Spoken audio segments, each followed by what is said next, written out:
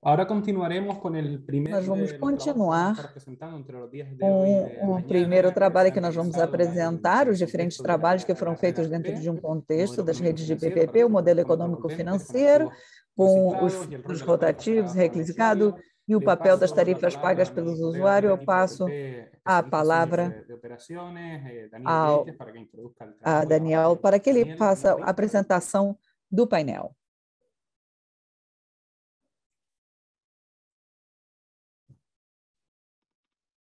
Muchas gracias, Ancor. ¿Se me escucha? Muito obrigada. Vocês me ouvem? Muito bem. Te agradezco mucho, Ancor. Muito obrigado, Ancor. Muito bem-vindos.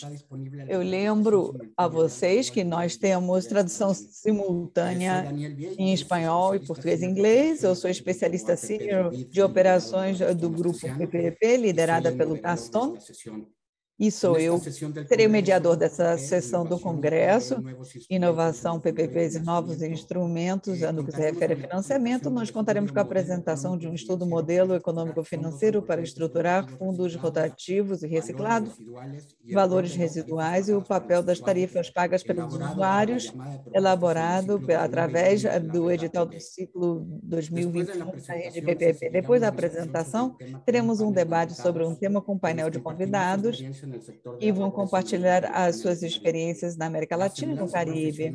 A semelhança profissional dos apresentadores é Alok Adelman, doutor em economia da França, e tem muita experiência, com muito conhecimento com relação à avaliação socioeconômica, processos de investimento e também seleção de projetos PPP e desenho e fortalecimento de processos de investimento público. Hoje ele trabalha no CAPIM Instituto, que é o Instituto de Capacitação e Estudos Especializados em Infraestrutura Público-Privada. Nós temos também Sérgio Alejandro Iconoso, é doutor em Management Science, é licenciado em Economia e é formado pela Business School, com ampla experiência, com uma série de projetos de PPP, métodos de avaliação de projetos de infraestrutura e estruturação de PPP, sobre o Project Finders, tem mais de 35 anos de experiência profissional e prestou assessoria em mais de 30 países. É sócio fundador também da PIA-PPP-EM. Vamos passar para temos Federico Villalobos, tem mais de 15 anos de experiência e também avaliação de projeto, assim como participação PPP. Graduado em Economia pela Universidade da Costa Rica e um mestrado em Administração de Empresas na Escola de Organização Industrial da Espanha. Também trabalha com a República Dominicana e também trabalha em manobras e diretor também tem menção honorífica da UNAM e pós-graduação da UNAM e trabalhou estudou na London School of Economics, mais de 20 anos de experiência. Esse é o currículo do senhor Carlos Mier e Teranif. E, finalmente, Rafael Magalhães Furtado, secretário, trabalha com o Ministério da Infraestrutura do Brasil, se formou em Direito da Universidade de Direito e é membro suplente do Conselho da Marinha Mercante e membro do Conselho de Administração da Companhia dos Portos, Docas do Rio de Janeiro.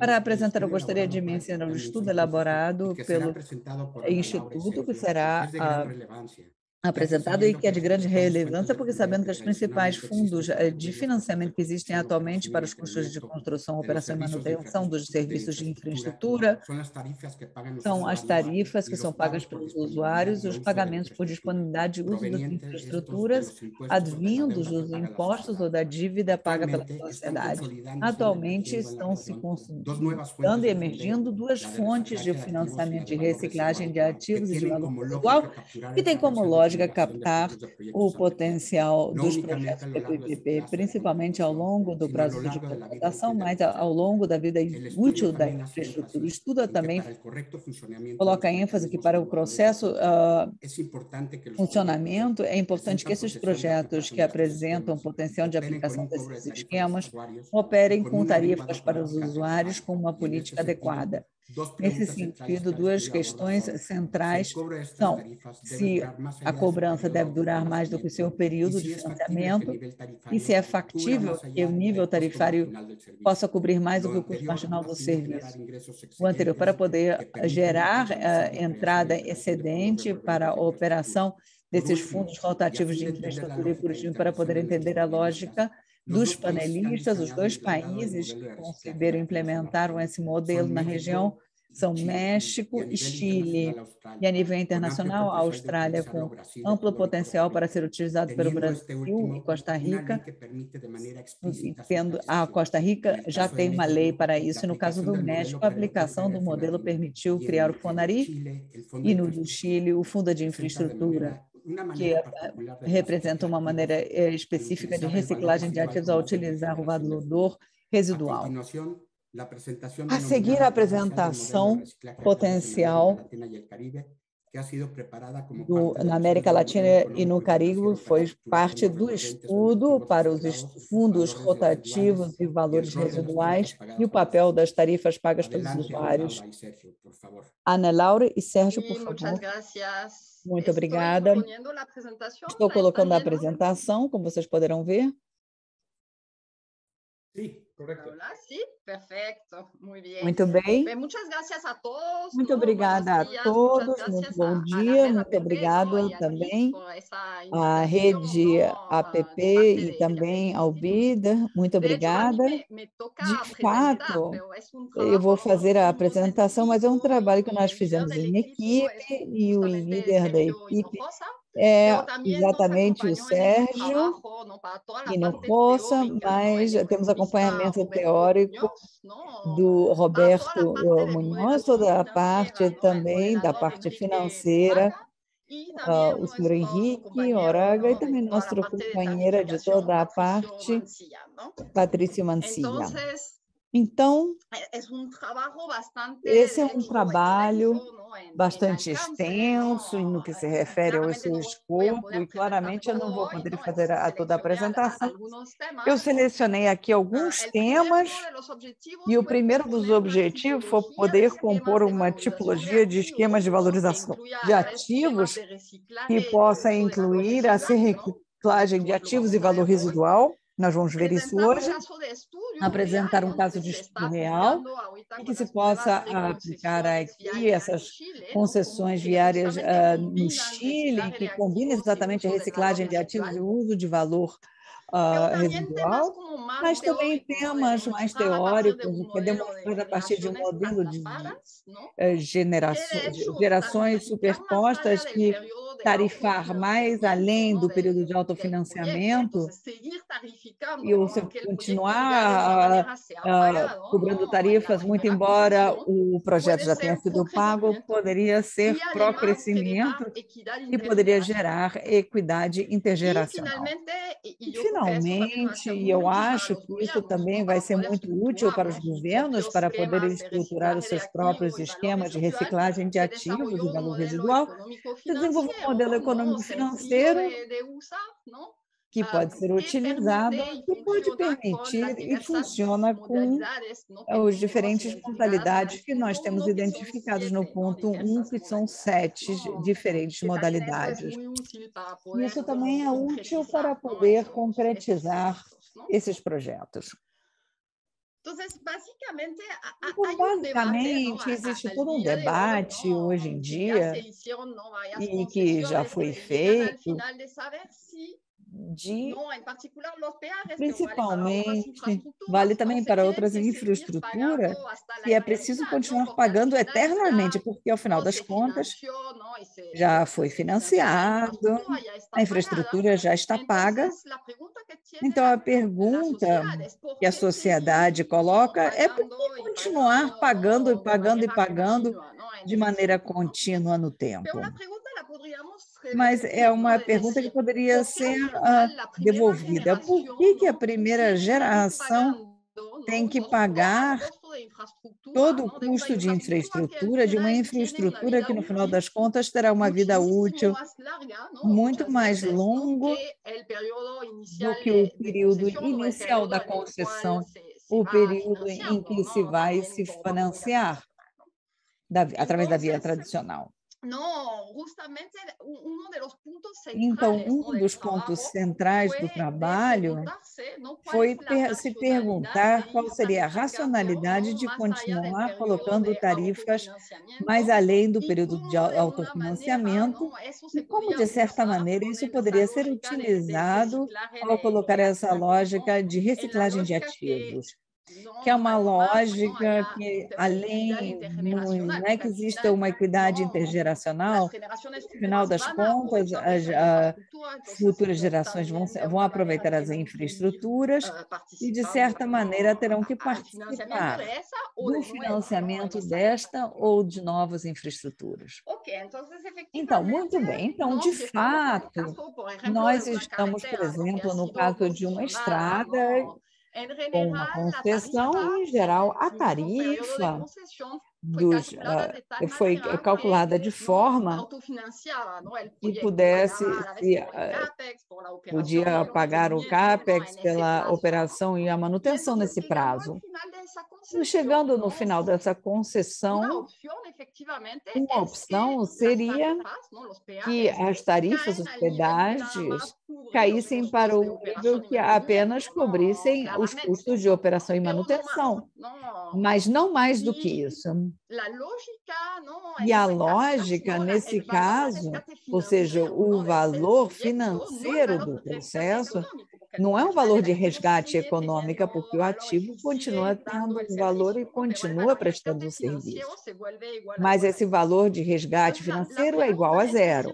Então, a pergunta é a seguinte: no final das contas, já se demonstrou uma disponibilidade para pagar pelo ativo, então por que não continuar com as tarifas que estavam sendo pagas ao longo do tempo? Além do mais, a segunda geração normalmente tem mais renda, é mais rica do que a anterior. E aí que todos os excedentes desses pagamentos de tarifas que vão sendo geradas, que são adicionais aos custos, são excedentes dos custos de operação e manutenção que são necessários, poderão ser capitalizados e o governo poderá decidir, com o pagamento dessa infraestrutura existente, em uma segunda concessão, poderá utilizar esses recursos, e esses recursos são importantes nessa lógica de reciclagem de ativo, e, idealmente, se possa ter um fundo de infraestrutura para poder financiar novas infraestruturas. Então, claramente, se existem necessidades adicionais de investimento, como ampliação de uma estrada, nesse caso, a contribuição para o fundo, os recursos que vão ser obtidos a partir desse pagamento vai ser menor. Então, a ideia da criação desse fundo de infraestrutura seria identificar todos os ativos possíveis aos quais se poderiam aplicar essa lógica, e temos mais modalidades do que as que foram apresentadas até agora. Então, para poder obter recursos, o que poderia ser utilizado para o financiamento de novos projetos de infraestrutura? Então, na definição dessa questão de reciclagem de ativos, primeiro nós vamos passar pela geração de contratos de PPP, ou seja, concessões, contratos de PPP, e também com base em ativos públicos que foram subutilizados, ou seja, otimizar o seu uso, ou ativos que não receberam uma tarifa. Aqui também seria um esquema de reciclagem que eu vou mencionar daqui a pouco, para poder obter recursos que depois vão ser reinvestidos para apoiar o financiamento de novos projetos de infraestrutura.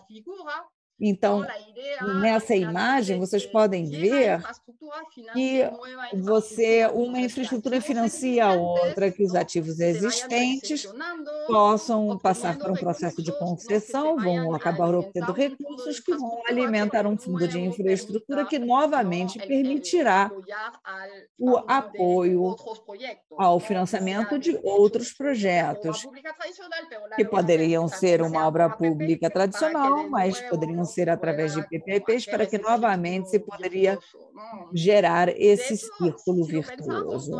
Se nós pensarmos nisso, no caso, por exemplo, que será analisado daqui a pouco, o que se tenta fazer, dirigir os recursos dos pagamentos das tarifas das estradas para projetos que, em geral, são lucrativos, mas do ponto de vista público, mas não privadamente, que precisam de um financiamento do governo, seja transporte público ou trabalho com resíduos sólidos, etc.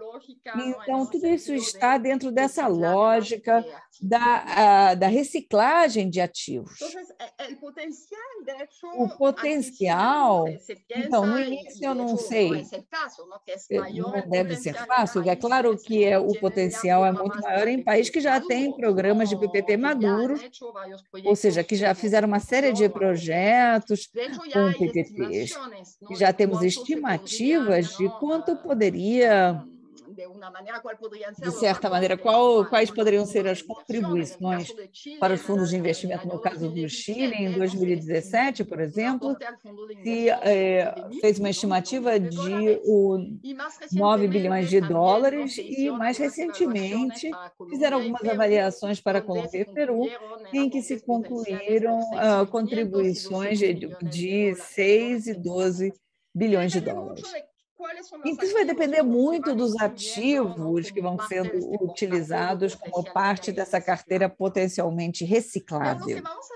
Agora, o que nós vamos ver que é bastante interessante, de fato, é que temos esquemas de uso de reciclagem de ativos e de valor residual que também poderão ser utilizados para países que têm programas de PPP mais recentes, como o Daniel mencionou, Costa Rica, Equador, que também, de fato, poderia muito bem aplicar parte dessas questões.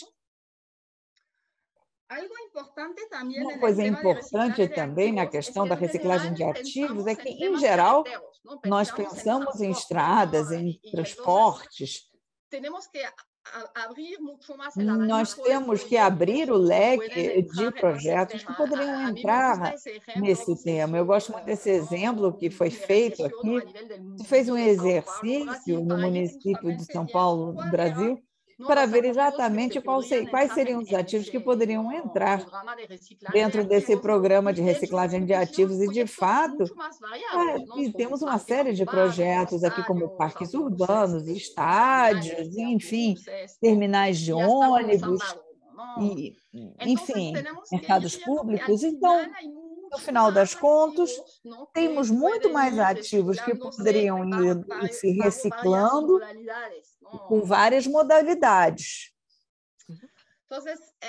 Então, a primeira tarefa a qual nós dedicamos é tentar fazer uma sistematização dos assuntos de reciclagem de ativos, e especialmente no início sobre a base da infraestrutura existente, e depois podemos ver o valor residual para poder apoiar o funding de projetos novos.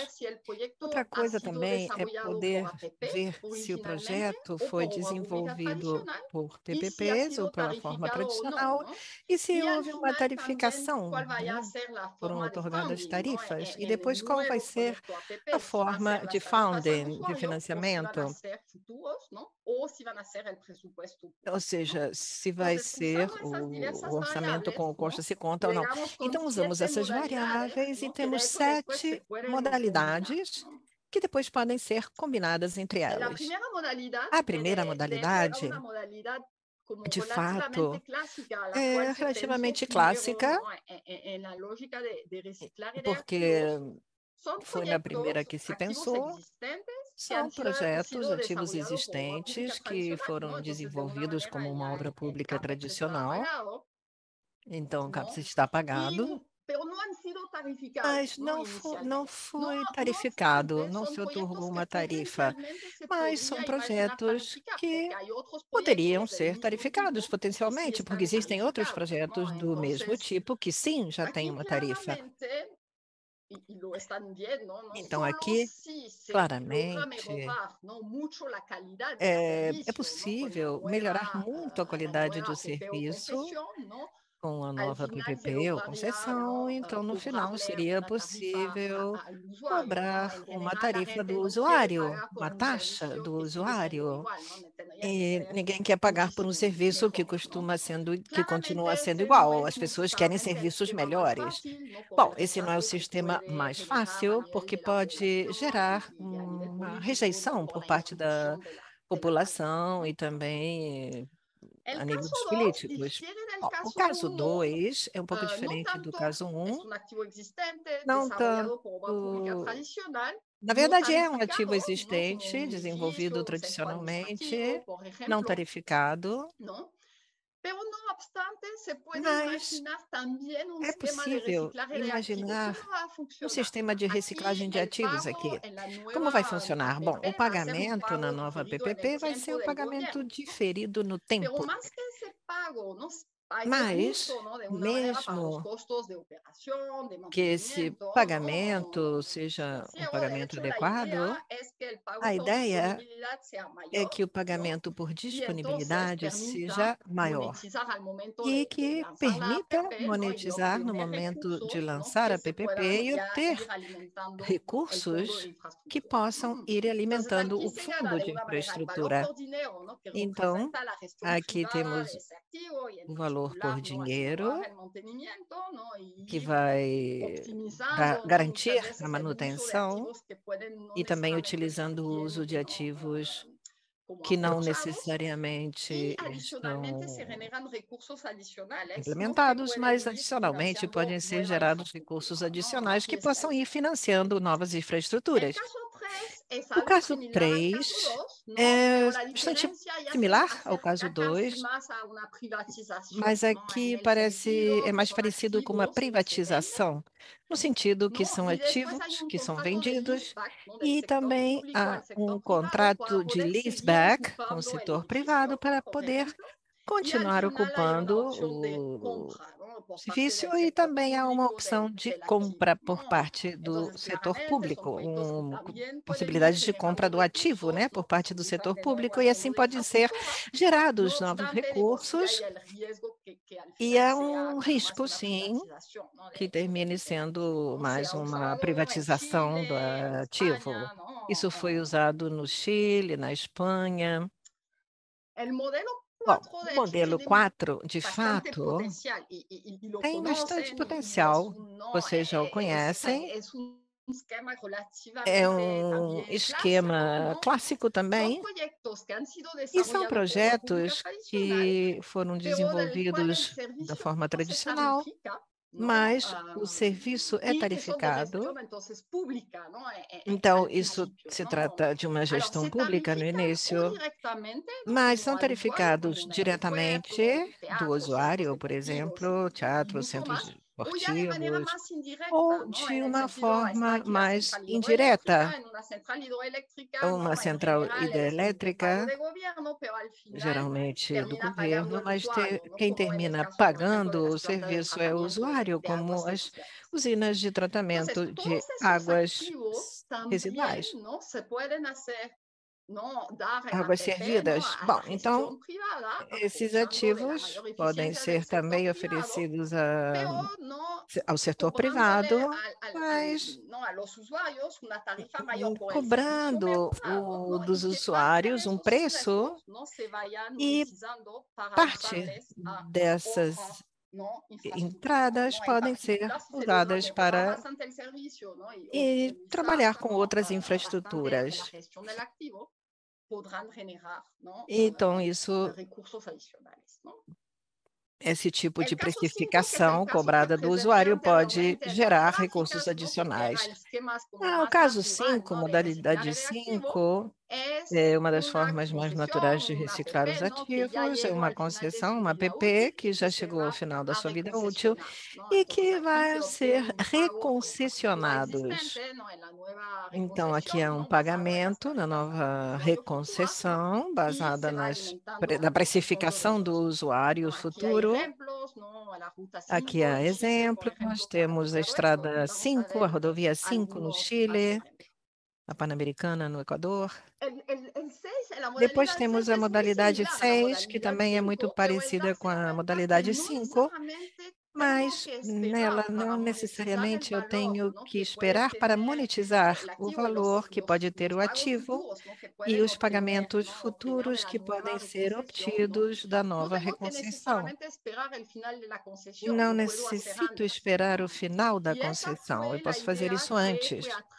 E essa foi, então, a ideia que teve a ver com o Fundo do Chile, que chama Estrutura País, e, de fato, não foi aplicado maciçamente. O que eles fazem é aplicar o sistema de reciclagem de ativo mais projeto bom.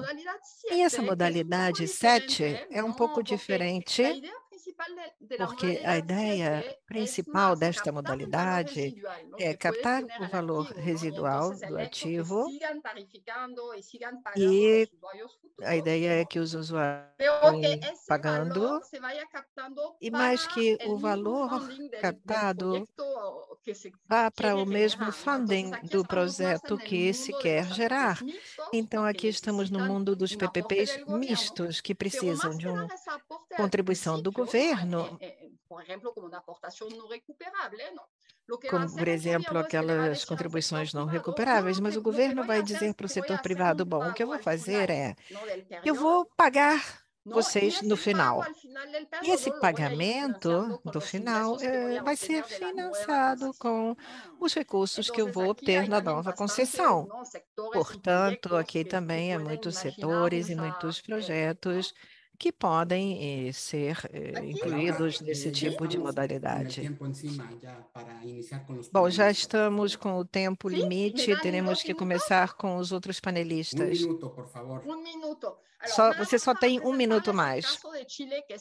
Não, só para apresentar o caso do Chile, que é muito interessante, porque é um caso real, porque é uma reconcessão vial de rodovia, e o que estão fazendo justamente é combinar um pagamento por infraestrutura pré-existente, que tem aquela lógica da reciclagem do ativo, onde se obtém recursos para isso, e, adicionalmente, temos o tema do valor residual. Então, ali há um pagamento no final do período da renegociação que vai ser financiado a partir da terceira reconcessão. E o que é interessante é que esse esquema foi muito bem aceito pelo setor privado. E, de fato, esse projeto recebeu 7 ofertas. Então, o mercado compreendeu e tem interesse nele. E é assim que estão sendo feitas as novas concessões de rodovias no Chile. Bom, poderíamos falar muito mais sobre tudo isso, porque estamos estudando um esquema, combinando o esquema 7, a modalidade 7, com aquele outro das rendas, onde o pagamento final seja um passivo contingente. Então, há vários assuntos que têm que ser observados sobre este assunto E claramente é um assunto que será desenvolvido. Sí, ya acabo, nada más decirles que espero que les digan Bom, já acabei e espero que vocês possam ler o relatório. Muito obrigada. Bom, muito obrigada, Ana Laura, por essa interessante apresentação. Então, vamos continuar com a sessão de perguntas dos nossos panelistas. Nessa meia hora que nos resta, vai ter 2 perguntas para cada um dos palestrantes. Eles vão ter 5 minutos para responder e vou começar com o nosso companheiro do Brasil, Rafael Magalhães Furtado. Rafael, Brasil é um dos países que tem uma maior maturidade regional. E quais são as ações que foram feitas no Brasil para desenvolver esses fundos de financiação? Obrigado, Daniel, pela pergunta. Antes de passar a resposta, eu tenho bastante interesse no trabalho que foi apresentado. Acho que é desejo nosso. A gente tem buscado alternativas de solução para o financiamento da infraestrutura, e o Fundo de Infraestrutura, idealizado, como colocado aqui pela Ana Laura, tem uma relação muito forte com o desejo que nós temos de ter uma infraestrutura que possa ter a receita reciclada, ter um ativo reciclado para financiar os projetos. Então, já temos algumas iniciativas nesse sentido. Certamente vai ser muito útil o trabalho que foi apresentado. Mas aí, passando um pouco a respeito da experiência do Brasil, eu acho que o principal, talvez, sucesso recente diz respeito à utilização das debêntures de infraestrutura.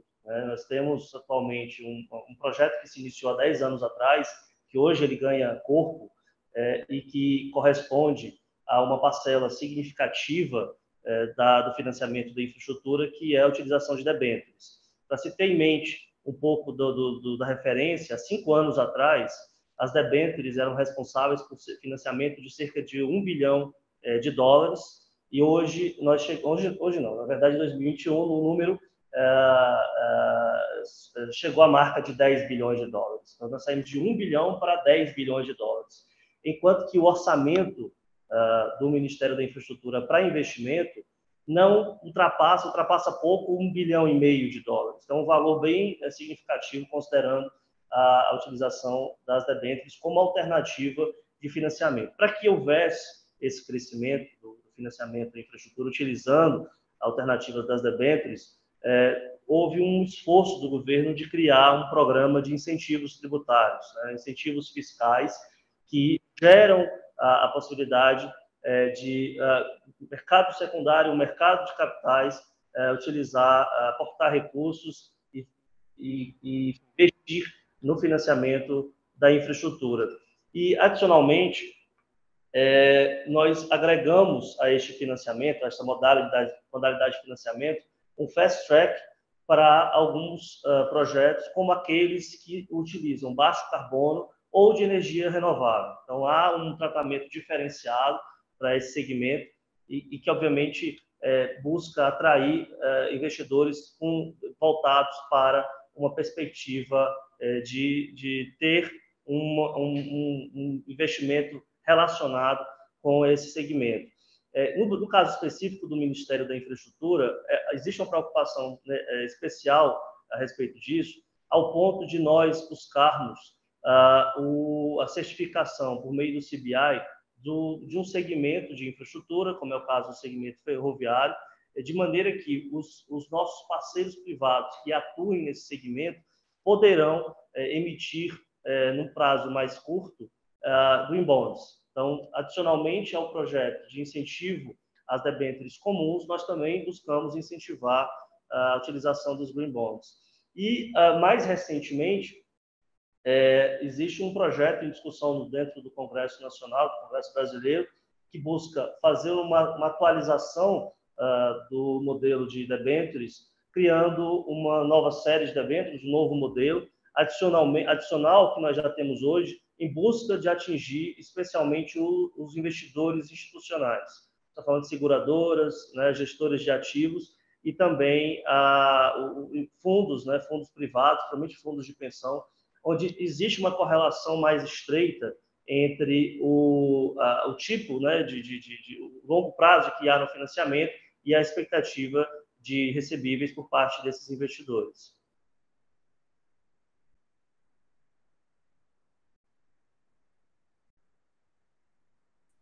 Muchas gracias, Rafael. Muito obrigada, Rafael. Seguiré com Carlos Mieriterán.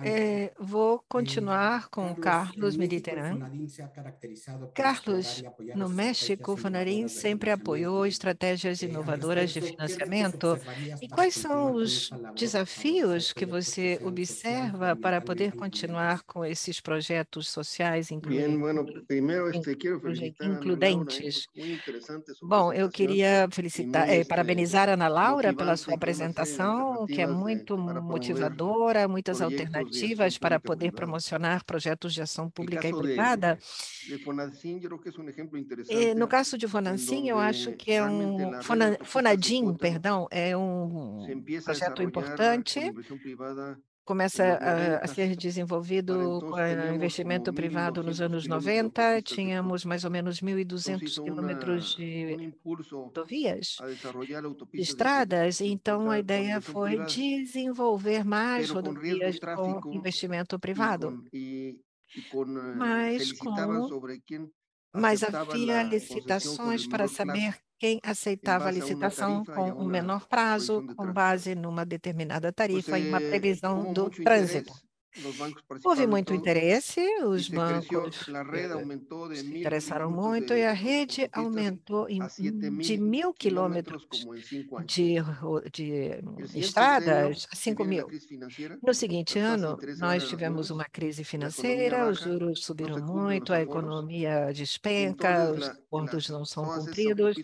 Então, todas essas estradas privadas que foram concessionadas por segmentos e não por rede, entraram numa crise financeira muito grande e surgiu, então, a necessidade de resgatar as estradas.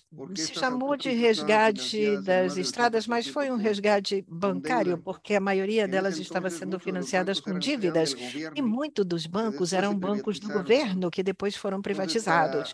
Então, no momento em que os juros subiram tanto, já não era viável financeiramente. Então, o governo entrou nos resgate e toda essa rede de estradas foi estatizada.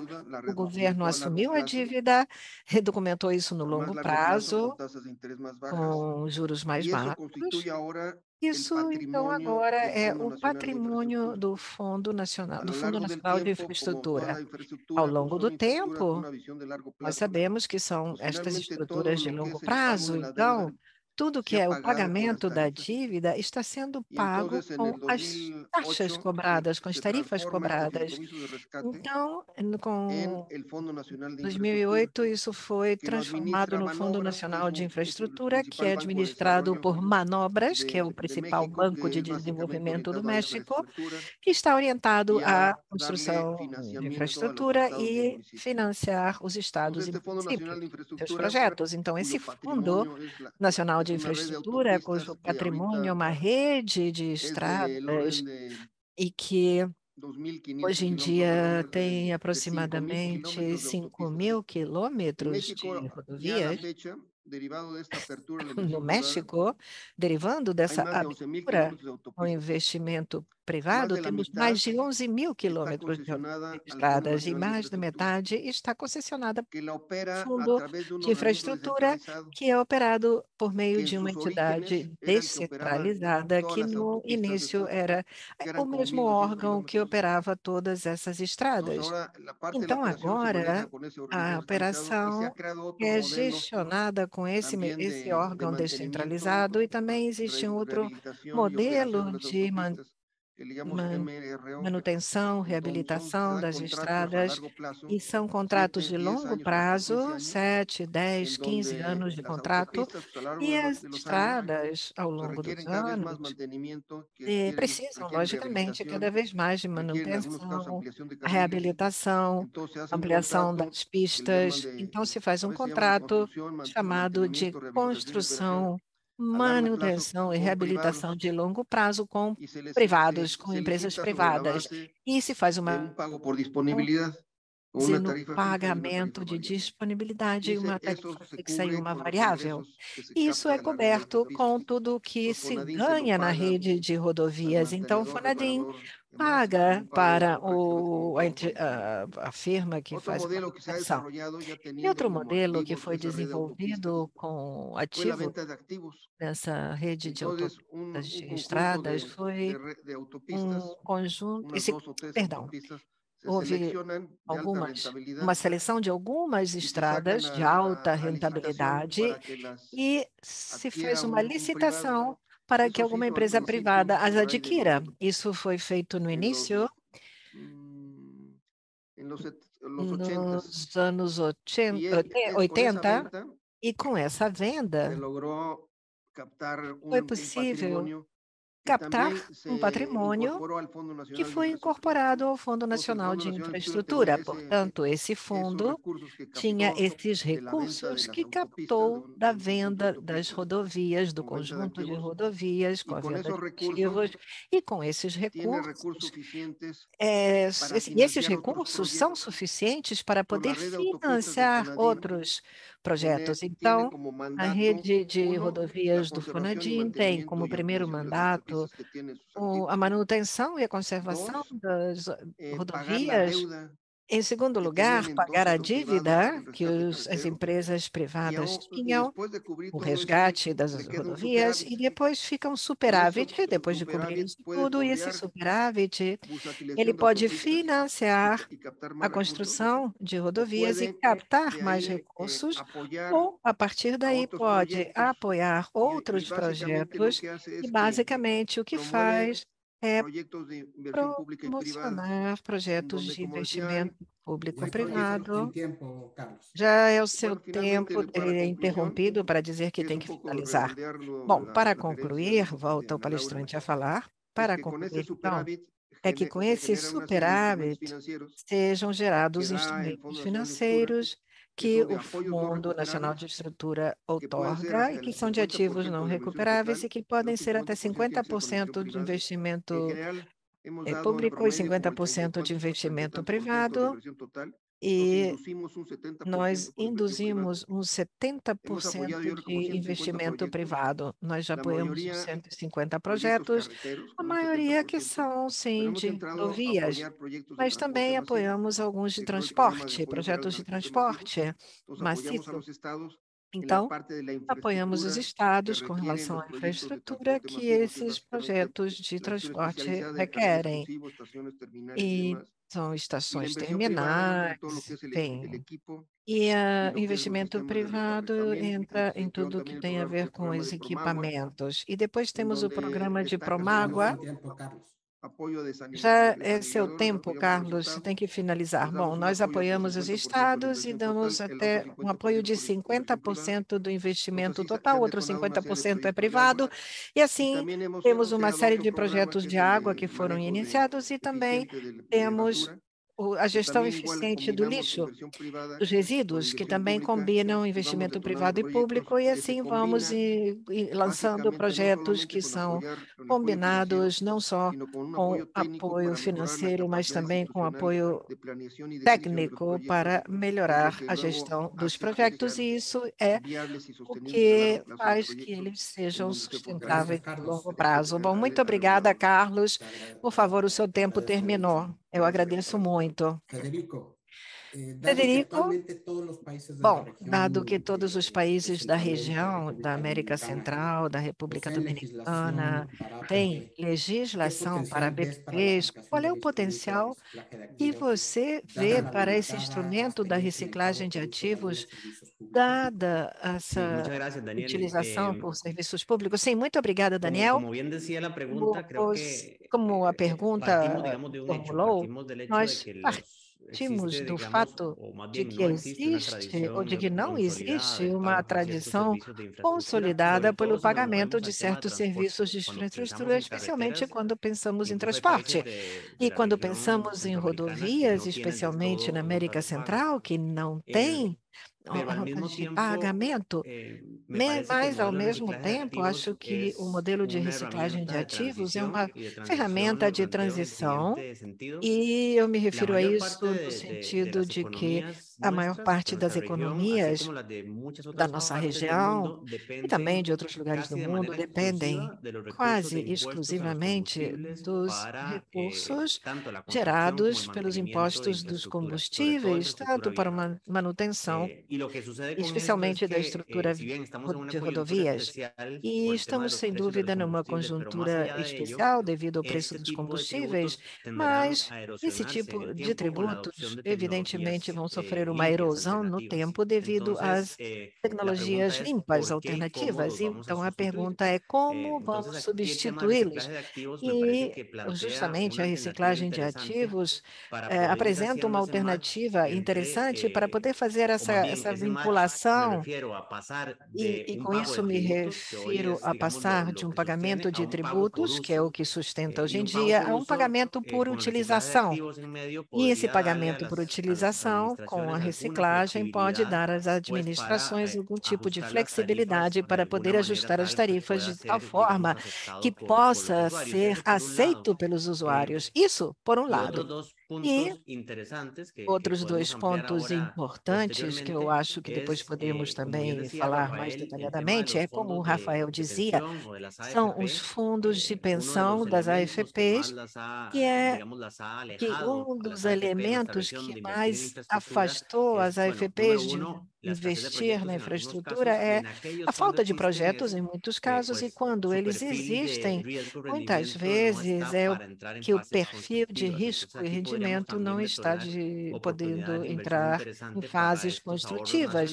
Então, temos, majoritariamente sendo investidos em dívida pública. E isso conecta com o último ponto, que é como garantir, isso pode ser ampliado posteriormente, no caso da legislação da Costa Rica, é como garantir que a reciclagem de ativos e esses recursos captados a partir disso sejam direcionados exclusivamente ao desenvolvimento da infraestrutura, porque no nosso cenário fiscal atual existe a tentação de que os recursos captados pela reciclagem de ativos sejam dirigidos a pagamento de obra pública ou de outras necessidades. Então, eu acho que esses são os pontos importantes que coloca justamente a situação da reciclagem no nosso país. Muito obrigada, Federico. Te planteo esta seguinte pergunta, Rafael. Então, reconhecendo essa etapa aqui no Brasil, assim como os desafios financeiros que prevalecem no período pós-Covid, que lições aprendidas você poderia compartilhar para poder trazer instrumentos de financiamento que possam ajudar a ter PPPs sustentáveis? Muito obrigada. Obrigado, Daniel, pela pergunta. Também quero fazer um comentário rápido sobre a fala do Federico. Nosso principal desafio, efetivamente, Federico, é fazer com que os recursos das nossas concessões se mantenham, né, sejam reciclados, se mantenham dentro dos projetos de infraestrutura. E nesse aspecto, inclusive, eu já respondo a um questionamento feito pelo Marco Siqueira aqui no Q&A, quando ele me ajuda a lembrar a respeito de algumas iniciativas que nós temos, entre elas, né, utilizar os recursos de uma concessão, né, de uma outorga ou de um projeto para apoiar o investimento em outro. Nós não estamos fazendo isso ainda por meio de um fundo específico, que é o nosso desejo, mas nós fazemos de maneiras diversas. Uma delas é por meio de contas vinculadas, que a legislação permite para determinados segmentos fazer com que o fundo ou o recurso desse projeto ou a própria concessionária faça obras ou promova investimentos em outros projetos. Isso tem sido uma alternativa muito utilizada aqui no Brasil, especialmente no segmento de transportes, com resultados bem favoráveis. E isso eu emendo com a questão do questionamento relacionado ao impacto do Covid. Acho que é inevitável que este momento é um momento de muita aprendizagem, principalmente no que diz respeito à compreensão sobre a resiliência dos projetos. Precisamos estruturar projetos que sejam apropriados eu acredito que uma principal questão sobre vencer a etapa de Covid ou qualquer situação onde você esteja em frente a desafios relacionados à própria sustentabilidade do projeto, ele parte de uma etapa inicial que é a própria estruturação. Então, houve uma preocupação do Brasil em ter estruturadores capazes, né, de trazer as melhores práticas do mundo inteiro, e com isso nós contamos não só com o Banco de Desenvolvimento Brasileiro, o BNDES, mas também com o BID, com a AFC e com uma empresa pública, a Empresa de Planejamento e Logística, que agora nós estamos transformando em uma empresa mais ampla, que se chama InfraSA, e com isso aprendendo, incorporando e consolidando as melhores práticas mundiais em termos de estruturação de projeto, especialmente no cenário onde o Brasil tem uma grande pipeline de projetos para entregar. Então, a primeira preocupação é ter esse diálogo bem realizado com o mercado e ter uma estruturação apropriada feita com parceiros institucionais. E nesse segmento, nessa lógica, nós incorporamos algumas práticas que entendemos que são favoráveis ao mercado, como, por exemplo, o acordo tripartite.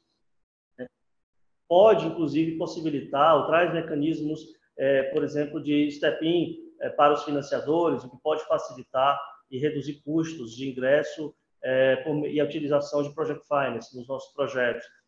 Também a utilização de arbitragem e de dispute boards, para a solução de litígio. Principalmente uma matriz de risco que seja adequada, uma matriz de risco que seja apropriada para aquele projeto, conhecendo os riscos do mercado, conhecendo os riscos que o mercado percebe dos projetos no Brasil e ajustando-os às necessidades que nós temos para cada situação. E uma delas, vale a pena mencionar, é o risco cambial. Sempre se trata dessa questão, a utilização da conta vinculada. Nós não utilizamos somente para investimento cruzado, investimento em outros projetos, mas podemos utilizar ou um fundo de infraestrutura ou uma conta vinculada ao projeto para fazer um bolsão de recursos que respondam ao projeto tão logo haja a necessidade de utilizar esses recursos para algum tipo de acionamento de risco associado ao poder concedente, como, por exemplo, o risco cambial. Em relação ao risco cambial, também houve uma inovação de alteração do nosso marco legal que permitiu que exportadores firmassem contratos em dólar com concessionários no Brasil, de maneira que este concessionário vai ter uma facilidade e um hedge natural caso resolva tomar financiamento em moeda estrangeira. E o outro ponto fundamental, para concluir a minha fala, Daniel, diz respeito à celeridade, à necessidade de uma ação pronta, imediata em relação àquelas situações. Então, especificamente no caso de Covid, nós tivemos um impacto amplo, impacto significativo, especialmente no setor aéreo. Imediatamente, o Ministério da Infraestrutura, junto com a Advocacia Geral da União, se posicionaram em relação a isso, identificando a situação extraordinária e já qualificando o Covid como uma causa extraordinária a permitir, de acordo com o impacto, o reequilíbrio dos contratos. Isso trouxe muita segurança para o mercado, e houve uma resposta positiva. Então, essa é uma fala que eu queria traduzir para vocês.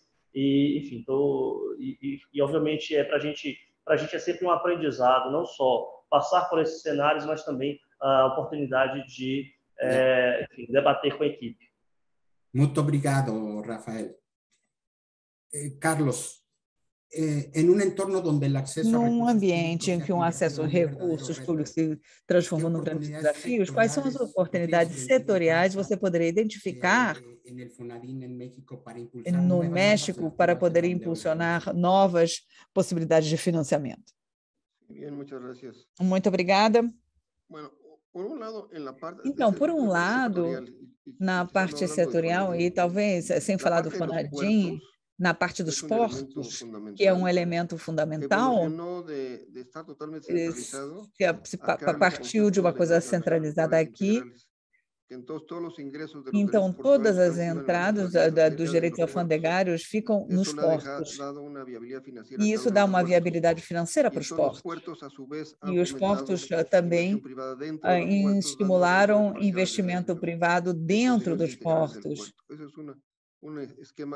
E esse é um esquema que está crescendo e quase todos os portos são autofinanciados.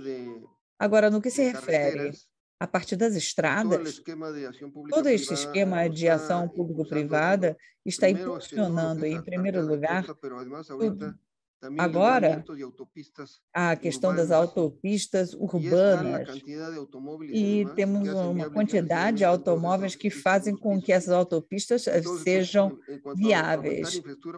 Então, fomentar a infraestrutura para os automóveis e para o transporte viário está funcionando bem e é estratégico. No entanto, existe um desequilíbrio no que se refere ao transporte de massas e ao transporte ferroviário. Então, para poder impulsionar o transporte ferroviário, é preciso ter uma combinação entre recursos públicos federais, com o apoio do FONADIM e, principalmente, financiamento com taxas de juros a longo prazo para projetos ferroviários e metrôs que requerem também coisas a longo prazo. No caso do FONADIM, nós temos a vantagem de ter uma sinergia com o Banco Nacional e nós temos também a crédito a longo prazo com apoios não recuperáveis no FONADIM para financiar a infraestrutura, já que não é possível, através das tarifas, recuperar o custo, operação, manutenção e financiar a infraestrutura. Por isso, essa é uma meta que está sendo feita e o que a gente está fazendo é o desdobramento das concessões. Nós temos as concessões, nós estamos fazendo um desdobramento das concessões com o compromisso de ampliar a autopista com ramais ou inclusive autopistas e com esse desdobramento poderiam receber cargas construtivas à concessão que poderiam ampliar o prazo da concessão e, dessa forma, e isso está sendo muito utilizado, existem muitos novos projetos de autopistas que não são viáveis financeiramente sozinhas, mas combinadas com as concessões que já estão em operação com superávit, que já estão recuperadas, nós podemos injetar mais dinheiro e temos uma ampliação das concessões. Inclusive, aumentamos o prazo de concessão e, dessa maneira, nós conseguimos ter mais recursos para financiar mais projetos sob esse esquema de participação com uma parte do investimento, induzindo por cada peso invertido 2 pesos privados, seja de capital de risco ou de créditos. Muito obrigada, Carlos. A gente já está com problema de tempo. Muito obrigada pela sua resposta. E, finalmente, Federico, por favor, para responder. Desculpa, a gente está realmente correndo contra o relógio. Nós já passamos do tempo. Se você pudesse responder em 2 ou 3 minutos a próxima pergunta, por favor. Na Costa Rica foi aprovada em 2019 uma reforma à lei de concessões para incorporar explicitamente instrumento de reciclagem de ativos. E até que ponto se avançou e qual é o potencial? Sim, esse é um elemento muito importante em 2019, porque já se estava colocando principalmente dentro da discussão da negociação que estava acontecendo entre Costa Rica e o Fundo Monetário Internacional, era criar esquemas alternativos para o financiamento de projetos de infraestrutura, e desta forma já fica bastante claro dentro da lei, havia um vazio nessa compreensão, principalmente se podia incorporar nas tarifas o pagamento que um concessionário pudesse fazer upfront, e antes não podia ser incorporado porque poderia ser interpretado como sendo um elemento que não era CAPEX, não era de investimento no projeto. Isso foi solucionado E no que se avançou, já temos a identificação de alguns corredores potenciais que poderiam ser implementados, principalmente projetos que foram financiados pelo BID recentemente, e que já tem um problema no sentido de que não existe um programa de manutenção formalmente estabelecido para eles e que são de desenvolvimento recente.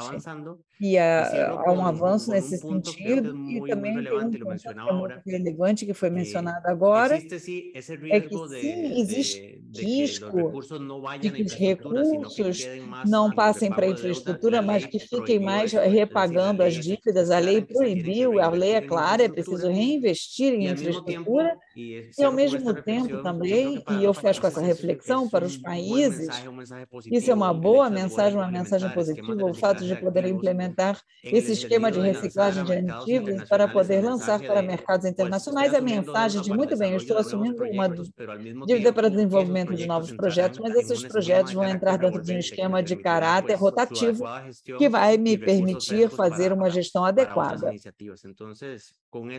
Então, com isso, eu deixo vocês, eu espero que da próxima vez a gente possa falar de projetos materializados. Muitíssimo obrigado, Federico, e agradeço também aos 4 panelistas de primeira categoria, e com isso nós terminamos essa sessão e vamos passar para o próximo painel. Muito obrigada.